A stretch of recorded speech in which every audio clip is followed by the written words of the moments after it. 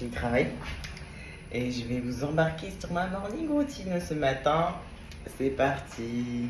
Alors à la douche, en prépa, le gant de crin toujours, je me desquame légèrement le corps avec et un savon doux. La peau elle est toujours assez sensible, assez fine et en fait on l'aide à se régénérer clairement. Donc hydratation tous les jours et ça tous les jours quand je suis en prépa. En hors saison, je fais ça 2 fois par semaine à peu près. Et donc là, rituel beauté, hydratation habituelle.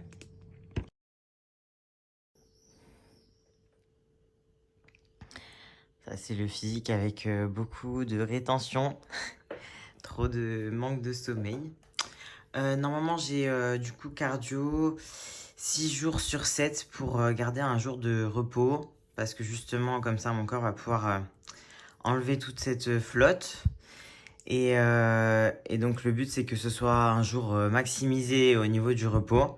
Donc, comme je travaille pas ce soir, c'est aujourd'hui mon jour sans cardio. Sinon, c'est 500 calories, donc ça fait à peu près 1h30 de tapis. C'est un peu long.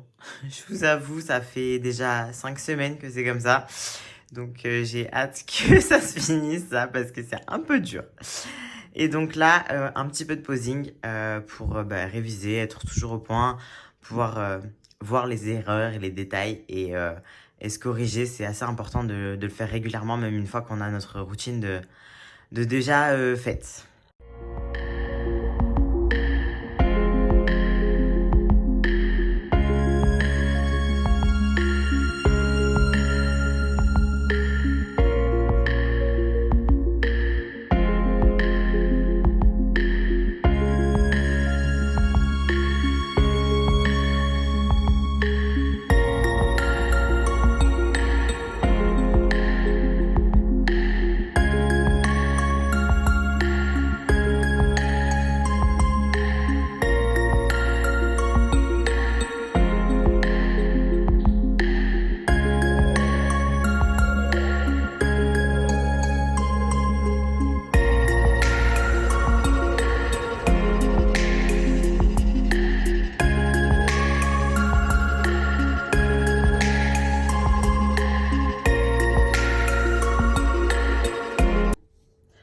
Voilà, posing terminé. Je fais toujours comparaison, donc c'est-à-dire les 4 phases wellness, retour en arrière, revenir, plus mon posing individuel.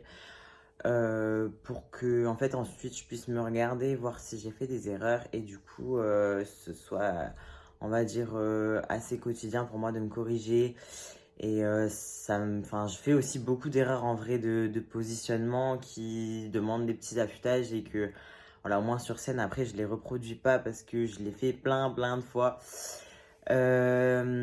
Voilà, donc ça, je le fais Enfin, moi, je fais mon posing en tout premier quand j'arrive parce que j'aime bien être vigilante encore du travail, tout ça.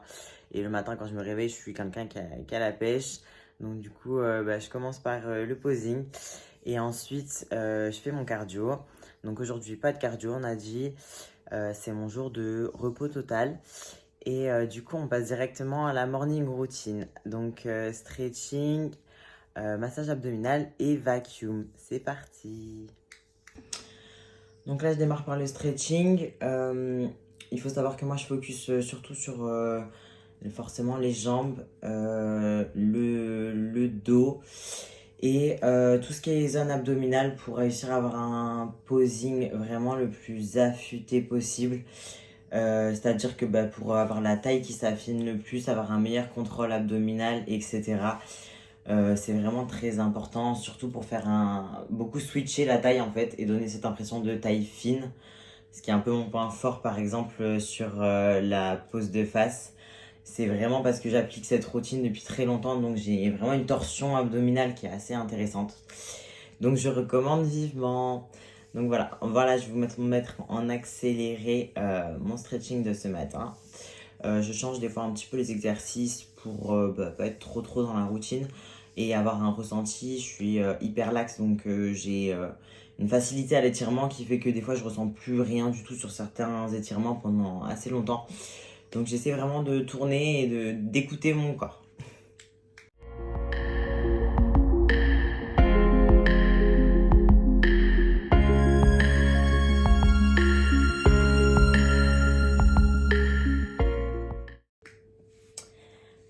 je passe à l'hydratation. Hydratation et massage abdominal. Pour moi, l'intérêt du massage abdominal, c'est vraiment la digestion. Donc, à savoir, moi, j'ai pas d'estomac. Donc, forcément, j'ai les intestins qui ont un peu du mal à digérer. Donc, je recommande, entre autres, pour moi. Mais en vrai, voilà, je connais le bien-être, le bienfait que ça fait pour tout le monde. Ça favorise vraiment la digestion, la meilleure assimilation.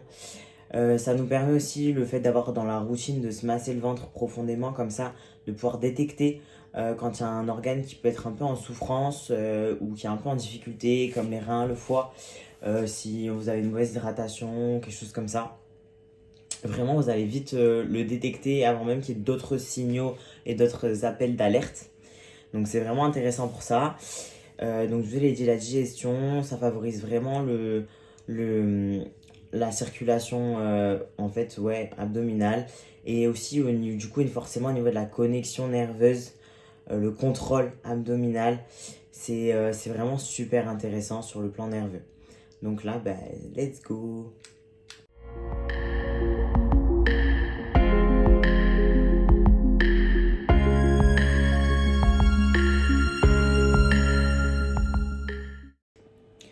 Donc je disais, j'ai commencé toujours par un massage encadrant sur la forme des intestins et ensuite je viens creuser et faire tout le ventre et échauffer un peu le diaphragme en venant caler mes mains en dessous.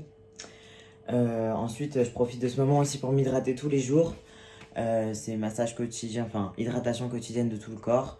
C'est vraiment hyper intéressant pour avoir tout le temps une belle peau bien hydratée et donc la retendre.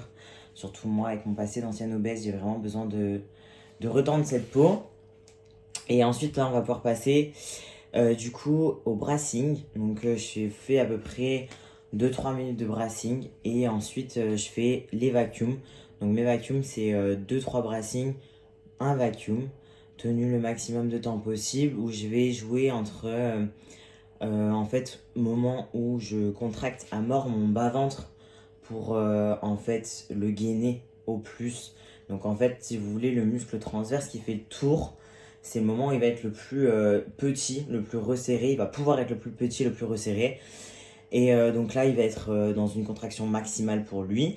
Et au moment où je détends mon bas-ventre, je contracte plus. Et en fait, du coup, le diaphragme va venir vraiment se plaquer. La peau va pouvoir se plaquer sur le diaphragme et donc vraiment se détendre au maximum. Les tissus profonds vont se détendre et c'est là que le vacuum va être le plus esthétique, beau et creusé, on va dire. Mais du coup, en un seul vacuum, j'alterne ces phases de contraction très importantes et détente qui vont se permettre de se plaquer. Du coup, au niveau des mouvements que moi je fais pour le vacuum, j'alterne les postures, sachant que j'essaye de varier et d'avoir tous les jours au moins une posture allongée, à plat, avec le diaphragme vraiment très ouvert. Le but c'est de favoriser et de rendre plus facile encore le premier vacuum, que le temps que mes connexions nerveuses se mettent, que je sois à fond dans mon truc, que je me détende, que je me mette à fond dedans. Et donc une ou deux dans chaque posture, j'essaie de faire 3 postures. Un ou deux vacuums dans chaque posture, j'essaie de faire 3 postures. Et donc une posture avec vraiment le diaphragme ouvert. Ensuite, j'essaie d'avoir une posture comme celle-ci ou debout. Ou au contraire, j'ai déjà le ventre et les abdos qui sont déjà détendus. Et ensuite, j'essaie de faire une posture où je vais apporter plus de gainage, plus de difficulté dans mon gainage. Donc ça peut être en tendant les bras parce que du coup forcément ça, on va dire, il y a une contrainte à porter supplémentaire. Ou alors justement une posture entièrement de gainage comme lever le fessier et du coup étendre encore plus les points d'insertion. Vraiment il y a beaucoup de postures à mettre en place, diverses et variées en fonction de vos spécificités, votre ressenti, votre niveau. Au fur et à mesure que vous évoluez, vraiment, il y a différentes choses à mettre en place et à tester sur soi parce qu'en fait, tant qu'on les essaye pas, on sait pas ce qui fonctionne. La priorité, c'est vraiment d'être capable de distinguer, on va dire, la respiration. Donc, vraiment, quand vous gonflez les poumons, le diaphragme qui vient s'ouvrir en fait, c'est détendre. En fait, le diaphragme, c'est le muscle qui est plaqué, si vous voulez, sous la cage thoracique. Donc en fait, quand vous allez gonfler vos poumons, il va venir se gonfler aussi, forcément, parce que les poumons prennent plus de place, donc ils se gonflent. Donc là, il prend plus de place, et quand on va venir le vider, il va venir se plaquer. Voilà, et en fait, si vous voulez, l'intérêt de faire des brassings, donc le brassing, c'est remplir en totalité ses poumons et les vider en totalité, vraiment de manière exagérée, et prendre vraiment le temps d'inspirer et d'expirer très profondément. Donc de 1, on va chauffer le diaphragme, on va l'échauffer, c'est un muscle, donc il a besoin d'être réchauffé. Et de 2, en fait, on va lui permettre de prendre une distanciation maximale, d'avoir un meilleur contrôle nerveux, de penser ensuite plus facilement à ce qu'on est en train de faire. Donc vraiment, il y a beaucoup de bienfaits, et c'est la méthode que j'ai analysée des pratiques des brésiliennes, qui est vraiment la plus commune par les filles qui utilisent le brassing et le vacuum au quotidien. Après, il y a d'autres petites méthodes, d'autres petits gainages qui aident aussi à affiner la taille, qu'on peut retrouver dans les vidéos de Franciel et autres grandes.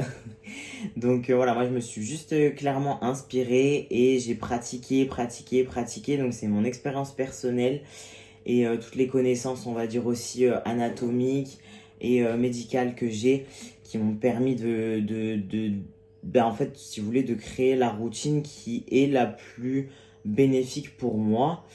Après, je propose aussi des cours, donc mon principe, c'est aussi de vous apprendre à l'adapter à vous et à comprendre votre corps, votre corps à vous-même en fait, et ses spécificités, ses insertions, les connexions nerveuses que vous avez besoin de construire ou pas, sachant qu'il y a quand même beaucoup de personnes qui ont déjà rien que du mal en fait, à contrôler sa respiration et à ne pas respirer avec son bas-ventre. Donc là, vraiment, le premier intérêt du brassing et du vacuum pour les débutants, ça va être vraiment que vous appreniez avant tout à contrôler votre inspiration, expiration, sans utiliser le bas-ventre. Le principe, c'est que peu importe la phase du brassing ou de vacuum que vous êtes, vous cherchez à ce que en fait, votre nombril soit le maximum inspiré et appliqué contre vous imaginez, en fait, vous voulez aspirer votre nombril sur votre colonne vertébrale le plus serré possible tout le temps, en fait. Donc vous êtes en constant gainage du bas-ventre,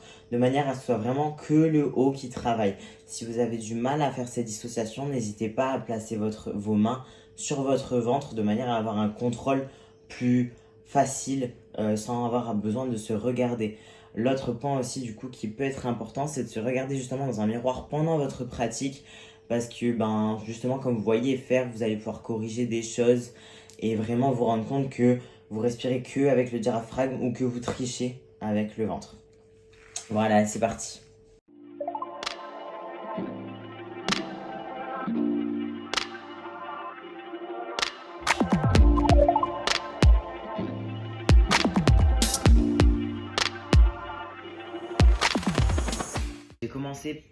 J'ai voulu commencer par vous montrer ma morning routine, pour vous donner un peu une idée de ce que vous pouvez faire comme stretching, et les trois méthodes, du coup le vacuum en trois méthodes, en trois phases, donc le massage abdominal, suivi des brassings, suivi des vacuums, et commencer par le stretching, surtout quand le posing c'est important, garder la taille fine c'est important, apprendre à switcher la taille pour qu'elle ait une aire encore plus amincie. Donc pour ça, il faut vraiment travailler les abdominaux, les détendre. Donc du coup, je tenais à vous partager ça parce que c'est vraiment quelque chose qu'on me demande assez souvent. Et je sais qu'en France notamment, il y a peu de personnes qui savent vraiment vous transmettre leur savoir sur ce sujet-là. Et donc là, petit déj devant la meilleure boulangerie de France. Donc complément.